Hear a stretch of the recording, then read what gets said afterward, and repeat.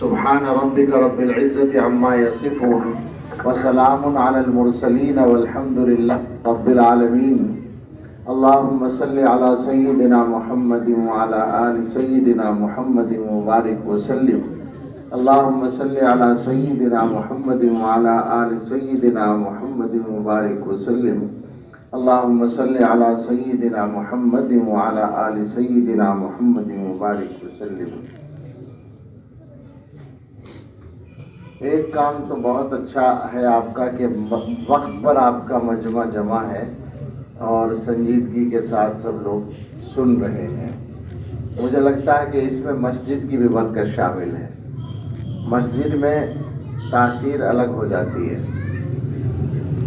اور ایک کام بہت غلط کیا کہ استقبال کے لیے لوگوں کو باہر بھیج دیا اور بچوں کو کھڑا کر دیا. بالکل چھوڑ دیں. راستہ بتانے کے لیے 50 آدمیوں کی ضرورت تھی تو ایک آدمی کافی تھا. واقعی چھوڑ دیں. میرے لیے نہیں میں سمجھتا ہوں کہ یہ رسمیں چھوڑ ہی دی جائیں کسی کے لیے بھی. اسی طرح سے جیسے آپ میری تعریف کر رہے تھے 2-4 الفاظ آپ نے بولے وہ سب رسمیں ہیں, چھوڑ دیجئے. نام بتائیے فلاں جگہ سے فلاں آدمی آیا ہے وہ بیان کرے گا, بس اتنا کافی ہے. اور سبھی اپنے اپنے سلسلے میں طے کر لیجئے کہ ہمیں اپنے جھنڈے گاڑنے کے لیے کام نہیں کرنا ہے, اللہ کے لیے کرنا ہے. اللہ کے لیے جینا اور اللہ کے لیے مرنا ہے. قرآن کریم میں اللہ تعالیٰ نے بالکل صاف اعلان کیا ہے کہ جنت اصل میں انہی لوگوں کے لیے ہے جو دنیا میں بڑائی نہیں چاہتے. تلک الدار الآخرۃ نجعلها للذین لا یریدون علوا فی الارض ولا فسادا. یہ جو آخرت کا گھر ہے یعنی جنت ہے, یہ جو آخرت کی کامیابی ہے, یہ انہی لوگوں کے لیے ہم رکھتے ہیں جو زمین میں بلندی نہیں چاہتے اور فساد نہیں چاہتے. اب آپ سوچیں ذرا کہ ہم لوگوں کا ماحول کیا بنا ہوا ہے کہ ہر آدمی اس فکر میں ہے کہ میں بڑا بن جاؤں, مجھے لوگ مان لیں, میرا دبدبہ ہو, میری بات چلے, میری زیادہ عزت ہو. اس کے لیے باقاعدہ کام کرتے ہیں, محنت کرتے ہیں اور دوسروں کی عزت خراب کرتے ہیں. اس مقصد کے لیے اپنے آپ کو عزت دلانے کے لیے دوسروں کو پریشان کرتے ہیں. اسی کا نام فساد ہے. اور اللہ تعالیٰ فرما رہے ہیں کہ ایسے لوگوں کے لیے جنت نہیں ہے. جنت ایسے لوگوں کے لیے ہے جو زمین میں بڑائی نہیں چاہتے, اللہ کا بندہ بن کر رہتے ہیں اور فساد نہیں چاہتے, بگاڑ نہیں کرتے. بگاڑ سے مراد یہی ہے کہ اپنے فائدے کے لیے دوسروں کا نقصان, دوسروں پر ظلم, دوسروں کو ستانا, یہ کام نہیں کرتے. تو اصل یہی ہے کہ ہم سب اللہ کا بندہ بن کر زندگی گزارنے کی کوشش کریں. وقت مختصر ہے کیونکہ ہمیں تھوڑی سی بات کر کے دعا کر کے رخصت ہونا ہے 1:30 بجے سے پہلے ہی. 1-2 باتیں جو اس زمانے میں جی چاہتا ہے ہر جگہ وہی باتیں کی جائیں. پہلی بات یہ ہے کہ ہم مسلمان ہیں, اللہ تعالیٰ نے ہمیں ایمان عطا کیا ہے اور ایمان کے جو اسباب ہیں وہ عطا فرما رکھے ہیں. ابھی مولانا مفتی عمران صاحب بیان فرما رہے تھے اور اس سے پہلے مولانا مفتی طیب صاحب نے بیان فرمایا. قرآن کریم کے بارے میں باتیں ہو رہی تھی. اللہ تعالیٰ نے ہمیں قرآن دیا یعنی ایمان کا سہارا دیا, ایمان کا ذریعہ عطا کیا. قرآن وہ واحد نعمت ہے جس کے بارے میں باقاعدہ یہ حکم دیا گیا ہے کہ اس کو سب سے بڑی نعمت سمجھنا ہے. یعنی نعمتیں تو اللہ کی بہت ہیں اور اللہ تعالیٰ یہ فرماتے ہیں ہر نعمت کے لیے کہ شکر ادا کرو. شکر تو ہر نعمت پہ ادا کرنے کا حکم ہے. 1 روپیہ ملے اس پہ بھی شکر ادا کرنا ہے. لیکن قرآن ایسی نعمت ہے جس کے بارے میں یہ حکم ہے کہ اس کی عظمت بھی چاہیے دل کے اندر, اس کو سب سے بڑی نعمت سمجھنا ہے. حدیث کے الفاظ ہیں من آتاہ اللہ القرآن ثم علم ان احدا اوتی خیرا منہ فقد حقر ما عظمہ اللہ. جس شخص کو اللہ تعالیٰ نے قرآن دیا اور اس نے پھر یہ سمجھا کہ کسی کو اس سے بہتر چیز ملی ہے, قرآن ملنے کے بعد یہ خیال کرنا کہ فلاں کو جو چیز ملی وہ مجھ سے بہتر مل گئی, یہ قرآن کریم کی توہین کرتی اس آدمی نے. یہ باقاعدہ حدیث میں صاف لفظوں میں بتایا گیا. تو اللہ نے ہمیں قرآن دیا, ایمان دیا. آپ سمجھ سکتے ہیں کہ دنیا میں کسی مسلمان کے لیے ایمان سے بڑی اور اس سے زیادہ قیمتی چیز تو کوئی ہو نہیں سکتی نا. آتی ہے یہ بات سمجھ میں؟ اس کو اس طرح سمجھیے کہ دنیا میں ایمان کے علاوہ جو کچھ ملتا ہے، مکان ملتا ہے، پیسہ ملتا ہے، اولاد ملتی ہے، جائیداد ملتی ہے، روزی روٹی ملتی ہے، جو کچھ بھی ملتا ہے، جو کچھ اللہ کی نعمتیں ہیں، وہ ساری نعمتیں دنیا کی ضرورتیں پوری کرنے کے لیے ہوتی ہیں. اب ایک آدمی کے پاس مکان بڑا ہے، وہ بھی اپنی زندگی پوری کر کے مرتا ہے. ایک آدمی کے پاس مکان چھوٹا ہے، وہ بھی اپنی زندگی پوری کر کے مر جاتا ہے. ایک آدمی بہت شاندار کھانا کھاتا ہے، وہ بھی اپنے وقت میں مرتا ہے. ایک آدمی معمولی کھانا کھاتا ہے، وہ بھی اپنے وقت میں مرتا ہے. ایک آدمی بہت شاندار کپڑے پہنتا ہے، اس کا وقت بھی مقرر ہے اور مرنا ہی ہے. ایک آدمی معمولی سستے کپڑے پہن کے زندگی گزار رہا ہے، وہ بھی اپنے وقت پہ جا کے مرتا ہے. یہ ساری چیزیں دنیا کی ضرورت پوری کرتی ہیں، لیکن ایمان وہ نعمت ہے جو آخرت کی زندگی کو صحیح کرنے کے لیے ضروری ہے. دنیا کی زندگی کو صحیح کرنے کا مسئلہ ٹھیک ہے، اپنی جگہ کچھ اہمیت ہو سکتی ہے اس کی، لیکن کتنے دن کا ہے آپ سوچیں ذرا. 60-70 سال کا عام طور سے جو عمر ہے، 80 سال کا، 90 سال کا کوئی ہے، اور 100 سال کا تو شاید ہی کوئی ہو. بس اتنا مسئلہ ہے. اور آخرت کا مسئلہ ہمیشہ کا ہے. وہاں رہنا ہی رہنا ہے، وہاں سے بھاگ بھی نہیں سکتے. وہاں جا کر یہ بھی نہیں ہو سکتا کہ ہم اللہ میاں سے کہیں کہ ہمیں موت آ جائے. قرآن میں احادیث میں یہ بات بیان کی گئی ہے کہ جہنم میں جو لوگ ہوں گے وہ مرنا چاہیں گے مگر موت بھی نہیں آئے گی. تو وہ جو زندگی ہے آخرت کی، آپ سوچیں ذرا، اس زندگی میں اگر کوئی پریشانی آ گئی تو جھیل کون سکے گا؟ وہاں کی پریشانی تو آسان نہیں ہوتی نا. وہ جو جہنم کی تفصیلات ہم اور آپ سنتے ہیں کتنی خطرناک ہیں. وہ جو دوزخ ہے، جس کو ہم دوزخ کے نام سے جانتے ہیں، وہ بے عزتی کی جگہ ہے. سب سے بڑی تکلیف وہاں یہ ہے کہ وہاں توہین ہوگی، وہاں تکلیف ہوگی، وہاں درد ہوگا، وہاں مطلب یہ کہ ستانے کا لفظ تو غلط ہے، لیکن تکلیفیں اللہ تعالیٰ کی طرف سے عذاب کے طور پر پہنچائی جائیں گی، سزا کے طور پر پہنچائی جائیں گی، اور ناقابل بیان تکلیفیں ہوں گی. تو وہاں جانے کی کوئی ہمت کر سکتا ہے؟ جہنم میں جانے، دوزخ میں جانے نہیں کر سکتے نا. تو وہاں اس سے بچنے کی لازمی شرط ایمان ہے. ایمان اگر محفوظ ہے تو جنت ملے گی، ایمان نہیں ہے تو جنت کا منہ دیکھنا بھی نصیب نہیں ہوگا. تو مسلمانوں کے پاس ایمان جب آ چکا ہے تو اس ایمان کو بچانا یہ ان کا سب سے بڑا کام ہونا چاہیے. ایک آدمی محنت کر کے پیسہ کماتا ہے، پیسہ گھر میں آنے کے بعد سب سے زیادہ فکر کس چیز کی ہوتی ہے کہ یہ پیسہ چوری نہ ہو جائے، ڈاکہ نہ پڑ جائے، کوئی لوٹ نہ لے، ضائع نہ ہو جائے. اسی کے مقصد کے لیے تجوری میں رکھتا ہے، الماری میں رکھتا ہے، تالا بند کرتا ہے، بینک میں رکھتا ہے، حفاظت کی کوشش کرتا ہے. جس کے پاس جتنی زیادہ دولت ہو اتنی زیادہ کوشش کرتا ہے. اللہ نے ایمان دے دیا تو یہ بات تو ہونی چاہیے نا کہ مسلمان اپنا سب سے ضروری کام اس بات کو سمجھے کہ اس ایمان کو صحیح سلامت موت تک لے جانا ہے. اچھا، پھر ایسی جگہ جہاں پر چوری کا خطرہ ہو، اگر آپ سفر میں ہیں اور آپ کے پاس 2-4 لاکھ روپے ہیں جیب میں یا تھیلے میں، آپ کے کہیں لے کے جا رہے ہیں ضرورت سے، تو بتائیے کتنا چوکس رہتے ہیں آپ. پیسہ اگر سفر میں لے کر جا رہے ہیں تو راستے میں، بس میں، ٹرین میں، اسٹیشن پہ، بس اڈے پہ، ایئرپورٹ پہ، کہیں بھی آپ لے کر جا رہے ہیں، جہاں جہاں بھی آدمی ہیں، آپ چوکس رہتے ہیں کہ کوئی میرے قریب نہ آ جائے، کوئی میرے بیگ کو ہاتھ نہ لگا لے، کوئی محسوس نہ کر لے کہ ان کے پاس پیسہ ہے. یہی ہوتا ہے نا. یعنی لٹیروں سے، چوروں سے، نقصان پہنچانے والوں سے مسلسل چوکس رہتے ہیں. تو کیا ہمیں اس بات کے بارے میں اطمینان ہے کہ ہمارے ایمان کو کوئی خطرہ نہیں ہے دنیا میں؟ ایمان کے خطرے اس سے کہیں زیادہ ہیں. شیطان نے ہمارے قدم قدم پر ایمان کے سلسلے میں خطرے کھڑے کر رکھے ہیں. اور یہ مسئلہ ہمارا ہے، اور ہمارا اپنی ذات کے تعلق سے بھی ہے، اور اپنے گھر والوں کے اور بچوں کے تعلق سے بھی ہے. قرآن کریم میں مسلمان کی جو باقاعدہ ذمہ داری مقرر کی گئی ہے، ایک تو وہ چیزیں ہیں کہ آدمی جب شادی کرے تو وہ گھر کا انتظام کرے، وہ روزی روٹی کا انتظام کرے، خرچے کا انتظام کرے، کپڑے کا انتظام کرے اپنے بیوی کے لیے، اور پھر جب بچے ہوں تو بچوں کے کھانے پینے کا اور ان کی تربیت کا، ان کی دیکھ بھال کا، یعنی دنیا کی جو ضرورتیں ہیں ان کو پورا کرنے کا انتظام کرے۔ اس کے علاوہ اللہ تعالیٰ نے قرآن کریم میں جو ڈیوٹی مقرر کی ہے صاف لفظوں میں، وہ یہ ہے کہ اپنے آپ کو بھی اور اپنے گھر والوں کو بھی جہنم سے بچانے کی ذمہ داری تمہاری ہے۔ یا ایھا الذین آمنوا قوا انفسکم واہلیکم نارا وقودھا الناس والحجارہ۔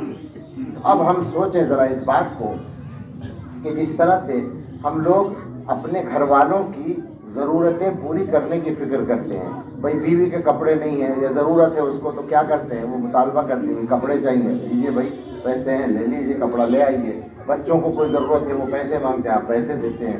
گھر میں تیل ختم ہے، اناج ختم ہے تو آپ لے کر آتے ہیں۔ کوئی بھی چیز ہے ضرورت کی وہ پوری کرتے ہیں، آپ انتظام کرتے ہیں۔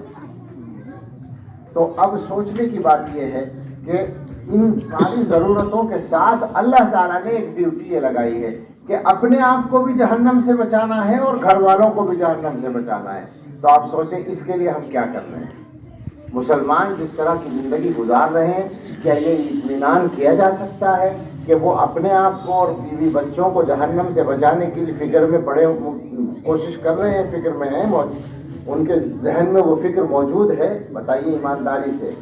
صبح سے شام تک جس طرح زندگی گزر رہی ہے، عام طور پر کیا ہو رہا ہے کہ ہم لوگ روزی کے لیے محنت کرنے کے لیے نکل جاتے ہیں، کھیت والے کھیت پہ چلے جاتے ہیں، ڈیوٹی والے اپنی ڈیوٹی پہ چلے جاتے ہیں، جو کہیں ملازمت کرتے ہیں، جس کا جو کام ہے وہ اس کام میں لگ جاتا ہے، صبح سے شام تک محنت کر کے گھر آتے ہیں۔ ہمارا یہ خیال ہوتا ہے کہ ہم نے اپنی ذمہ داری پوری کر دی، بلکہ موڈ بھی یہی ہوتا ہے، گھر والوں کے اوپر احسان کرنے کا موڈ ہوتا ہے۔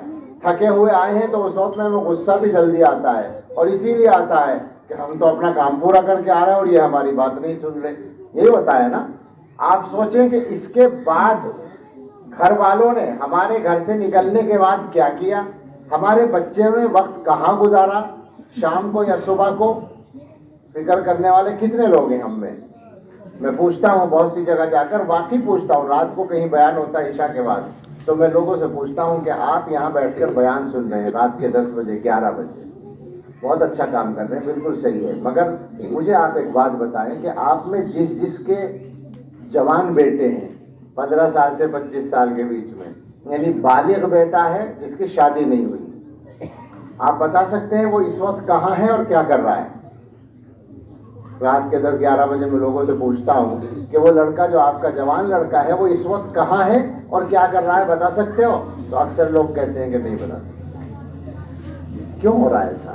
اس لیے کہ ہم فکر نہیں کر رہے، ہمارے ذہن میں یہ موضوع ہی نہیں ہے۔ ہمارے بچے گھر سے باہر نکلتے ہیں کھیلنے کے لیے، چھوٹے چھوٹے بچے، دیکھا ہے کسی کو کہ اپنے بچوں کو گھر سے باہر کھیلنے کے لیے نکلنے سے روک رہا ہوں؟ کرتا ہے کوئی باپ اس کی فکر؟ بگڑتا کہاں سے ہے بچہ؟ وہ جو عادت پڑتی ہے اس کو گھر سے باہر بغیر پوچھے نکلنے کی، آہستہ آہستہ وہ بڑا ہوتا چلا جاتا ہے، اور بچوں کے ساتھ جو اس کی دوستیاں تھی وہ بچے بھی بڑے ہوتے چلے جاتے ہیں، اور وہ بڑے ہونے کے بعد پھر غلط ماحول میں جاتے ہیں۔ ماں باپ کو پتہ نہیں ہوتا، وہ سمجھتے ہیں کہ جیسے روزانہ جاتے تھے اب بھی ایسے ہی جا رہے ہیں۔ باپ صاحب کو اس دن پتہ چلتا ہے، والد صاحب کو، جب بیٹا رات کو 12 بجے یا 1 بجے گھر میں آتا ہے اور الٹی سیدھی بات کرتا ہے، تو باپ دیکھتا ہے کہ تو بہت بگڑ گیا۔ تو جناب اس کو کسی اور نے نہیں بگاڑا، آپ کی غفلت نے بگاڑا۔ بہت تفصیل کرنے کا موقع نہیں ہے، تو آپ سے ایک بات تو یہ کہنی ہے کہ اس کو اپنی فکر کا موضوع بنائیے، اپنی ڈیوٹی بنا لیجئے کہ گھر والے اور آپ کے بچے، یعنی بیوی اور بچے، یہ ہر آدمی کی ذمہ داری ہے۔ بھائی روزی روٹی کا، گھر کی ضرورتوں کا انتظام کرنا ہر آدمی کی اپنے گھر کی ذمہ داری ہے یا نہیں؟ تو جہنم سے بچانے کی ذمہ داری کسی اور کی ہوگی کیا؟ آپ سوچیں اس بات کو۔ تو ہم میں سے کون یہ کام کر رہا ہے، کون نہیں کر رہا ہے، وہ فکر کریں، ہم سوچیں، اور روزانہ کا ایک نظام بنا کے رکھیں، اپنے گھر والوں پہ نظر رکھیں، اور گھر والوں سے کہیں کہ وہ آپ پر نظر رکھیں۔ دونوں طرف کا کام ہے، آپ کے غلط راستے پر نہ جائیں۔ آپ کی سب سے اچھی نگرانی آپ کے گھر والے کر سکتے ہیں، آپ کی بیوی کر سکتی ہے، مگر ہم کیا کرتے ہیں، بیوی نے اگر کسی بات پہ اعتراض کر دیا تو چودھری صاحب کو جو غصہ آتا ہے جی کیا خیال ہے؟ گستاخی کرنے کی ہے اجازت اس کو؟ ویسے وہ چاہے جتنا فضیلہ کر دے آپ کا، لیکن آپ کی کوئی غلطی اگر وہ بتا دے تو آپ برداشت کرنے والے نہیں ہیں۔ اچھی زندگی کے لیے ضروری ہے کہ شوہر بیوی کو اور بیوی شوہر کو دین پر چلانے کی کوشش کریں، اور دونوں مل کر اپنے بچوں کو دین پر چلانے کی کوشش کریں۔ تو ایک بات تو یہاں یہ کہنی تھی کہ اس زمانے میں ایمان کے لیے خطرے بہت کھڑے ہو گئے ہیں۔ مجھے تفصیل میں نہیں جانا چاہیے، کالجوں میں جو کچھ ہو رہا ہے، ہمارے بچے اور بچیاں جو جا رہے ہیں، اور موبائل کے ذریعے جو کچھ ہو رہا ہے، وہ تو آپ کو معلوم ہے نا، کوئی راز تو نہیں ہے نا۔ جو دوستیاں ہو رہی ہیں اور جو غیر مذہبوں میں شادیاں ہو رہی ہیں، اور شادی کیا کہیں اس کو تو غم ہی ہے، شادی کہاں ہے۔ غیر مذہبوں سے جو جوڑ بٹھا رہے ہیں ہمارے بچے یا بچیاں، وہ کتنی بڑی تعداد میں ہو رہا ہے اور کتنا خطرناک ہے وہ کام۔ اگر کسی ایک مسلمان کا بچہ کفر کے راستے پر چلا جائے تو ساری قوم کے لیے یہ تکلیف کی بات ہے، اور یہاں ہزاروں بچے بچیاں جا رہے ہیں۔ آپ بتائیں پکڑے گا کون ان کو، بچائے گا کون ان کو؟ یہ ہماری تو ذمہ داری ہوگی نا، اور ساری دنیا کی ذمہ داری آپ پر نہیں ہے۔ ہر آدمی اپنے گھر کی ذمہ داری اٹھا لے، اور ذمہ داری اٹھانے میں ہو سکتا ہے آپ کہیں کہ ہم نے تو اٹھا رکھی ہے ذمہ داری، تو پوچھتے ہیں آپ کبھی اپنے بچے سے کہ موبائل میں کیا دیکھ رہا ہے؟ ذمہ داری ایسے تھوڑی اٹھائی جاتی ہے۔ آپ کا بچہ نیٹ کھول کے بیٹھا ہے، تنہائی میں وہ لیٹا ہوا موبائل لیے ہوئے ہے، پوچھتے ہیں کبھی آپ کے بچہ نیٹ پہ کیا دیکھ رہا ہے، موبائل میں کیا دیکھ رہا ہے، اسکول کا کام کرنے کے علاوہ کہاں کہاں استعمال کر رہا ہے؟ آپ کبھی اس کا موبائل اٹھا کر دیکھتے ہیں کہ اس کے اندر کس کس کے نمبر ہیں، یہ دوست جو ہے یہ کیا کرتا ہے، اس سے کیا تعلق ہے، اس سے کیا باتیں ہو رہی ہیں، بچہ کیا میسج کر رہا ہے، کیا جواب آ رہا ہے، دیکھتا ہے کوئی ماں باپ؟ مجھے بتائیں، ذمہ داری ایسے ہی پوری نہیں ہوگی، دھیان کرنا پڑے گا، نظر رکھنی پڑے گی۔ ہمیں تو اپنے بچوں کی غلطی کا پتہ ہی نہیں چلتا، اور ماحول یہ بنا ہوا ہے کہ اگر کوئی رشتہ دار بتائے ہمیں کہ آپ کا بچہ میں نے غلط جگہ پر بیٹھے ہوئے دیکھا ہے، تو الٹا اسی سے لڑ لیں گے کہ میرے بچے پہ تہمت لگا رہا ہے۔ تو وہ تہمت نہیں لگا رہا، وہ تمہارے فائدے کی بات کر رہا ہے۔ میں ابھی کل ہی مجھے پتا چلا ایک بڑے اچھے گھرانے کے بارے میں کہ ان کا گھر بک گیا۔ میں نے کہا کیوں بک گیا؟ پتا چلا ایک بیٹا بگڑ گیا اور اس نے غلط صحبت اختیار کی، آوارہ گردی اختیار کی، اور اس میں پیسے خرچ ہونے لگے اور قرض لینے شروع کر دیے، اور بینکوں تک سے قرض لے لیے، کروڑوں تک قرض پہنچ گیا۔ نتیجہ یہ ہوا کہ باپ کو اسے گرفتاری سے بچانے کے لیے اپنا گھر بیچنا پڑا، جو آبائی گھر تھا۔ یہ ہوتا ہے، جگہ ہوتا ہے سب۔ تو اس لیے سب چوکس ہو جائیں۔ اس جلسے کا یہی ایک پیغام اگر آپ کے دلوں میں بیٹھ جائے کہ آپ اپنے گھر کی نگرانی شروع کر دیں، اپنے بچوں کی محبت کے ساتھ، سختی نہیں کرنی ہے، نرمی کے ساتھ، سمجھانے کے ساتھ، دھیان کرنا ہے بس کہ کیا ہو رہا ہے، غلط راستے پر تو نہیں جا رہے ہیں۔ کیونکہ اب پہلے زمانے میں ہم جب بات کرتے تھے کہ بچہ بگڑ نہ جائے، بچہ غلط راستے پر نہ جائے، تو اس کا مفہوم یہ ہوتا تھا کہ وہ گناہ نہ کرنے لگے۔ آج کے زمانے میں مسئلہ یہ ہو رہا ہے کہ وہ کافر نہ ہو جائے۔ مصیبت یہ آ گئی ہے، انجام یہ ہو گیا ہے کہ آج یہ خطرہ ہے کہ وہ کافر نہ ہو جائے، وہ ایمان سے محروم نہ ہو جائے۔ آپ بتائیں کہ جس بچے کے سوئی چبھنے میں آپ کو تکلیف ہوتی ہے، اس کا جہنم میں جلنا آپ کو پسند آئے گا؟ خطرناک بات ہے۔ میں یہ کوئی ادھر ادھر کی بات نہیں کر رہا ہوں، کوئی دوسری دنیا کی بات نہیں کر رہا ہوں۔ یہ سوچ کر نہ سنیں کہ ہمارے گاؤں میں ایسا نہیں ہوتا۔ میں آپ میں سے ہر آدمی سے کہہ رہا ہوں، ہر گھر سے کہہ رہا ہوں، ہر گھر والے اپنی اس ذمہ داری کو محسوس کریں۔ اپنے بچوں کو اور اپنے گھر والوں کو جہنم سے بچانا ہماری ذمہ داری ہے۔ اور دوسری بات یہ کہ اس ذمہ داری کو ادا کرنے میں سب سے بڑا تعاون، سب سے بڑی مدد جو ہمیں ملتی ہے وہ ان مدرسوں سے ملتی ہے، جن میں ہمارے بچوں کو ایمان سکھایا جاتا ہے، قرآن پڑھایا جاتا ہے، دین پڑھایا جاتا ہے، علم دیا جاتا ہے۔ یہ مدرسے ہماری کتنی بڑی طاقت ہیں، اور آج کے حالات میں دنیا کے اندر شیطان کی نمائندہ طاقتیں جن کا مشن ہمیں ایمان سے محروم کرنا اصل ہے، ان کی نظر میں یہ مدرسے کتنے کھٹکتے ہیں، اور وہ پھر ان مدرسوں کو نقصان پہنچانے کے لیے کیا کیا کر رہے ہیں، یہ ہم آپ کے سامنے کیسے بتائیں اور کھول کر کیسے بتائیں۔ لیکن آپ یہ سمجھ لیں کہ اس زمانے میں جہاں ایمان کے لیے خطرے کھڑے ہیں، وہاں ایمان کے ان مرکزوں کے لیے بھی اسی طرح سے خطرے کھڑے ہیں۔ تو ہم اور آپ اس ذمہ داری کو بھی محسوس کریں، مدرسے والے یہ کریں کہ مدرسے کو صحیح چلانے کے لیے محنت کریں، اور آپ یہ کریں کہ مدرسے کو فائدہ پہنچائیں، جیسے آخر میں مولانا نے ایک حدیث کی طرف اشارہ کیا تھا، مضمون کی طرف، اور اگر فائدہ نہیں پہنچا سکتے، میں اپنے الفاظ میں کہہ رہا ہوں، تو کم سے کم نقصان پہنچانے سے بچیں، نقصان نہ پہنچائیں، مدرسے کو مضبوط کریں، اس کا تعاون کریں، اور اس کو صحیح طریقے پر چلانے میں جو آپ کردار ادا کر سکتے ہیں وہ ضرور کریں۔ یہ مسلمانوں کی ایسی ذمہ داری ہے جسے بہت زیادہ سنجیدگی کے ساتھ سمجھنے کی ضرورت ہے۔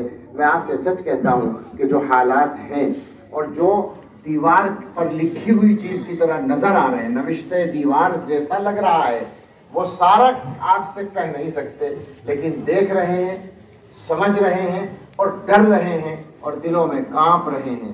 آپ اور ہم سب مل کر اگر اتنا ہی کر لیں، اپنے اپنے حصے کا کام کر لیں، اپنے آپ کو ٹھیک کر لیں، اپنے گھر والوں کو ٹھیک کرنے کی کوشش کر لیں، اپنے اللہ سے اپنا تعلق صحیح کرنے کی کوشش کر لیں، جو گناہ ہماری زندگیوں میں ہیں ان گناہوں سے پیچھا چھڑانے کی کوشش کر لیں، ظاہر ہے کہ یہ بھی ہمیں کرنا پڑے گا۔ اللہ کی مدد حاصل کرنے کے لیے اللہ کی ناراضی والے کاموں سے تو کام نہیں چلے گا نا، گناہوں کو چھوڑنا ہوگا، اور اس مقصد کے لیے اہل اللہ سے، علماء سے، مشائخ سے تعلق کرنا ہوگا۔ یہ اٹھ کر لیجئے یہ کام، اب دیر کرنے کا موقع نہیں رہا، ہم ایمرجنسی حالات سے گزر رہے ہیں، پوری دنیا میں بھی اور اس ملک میں۔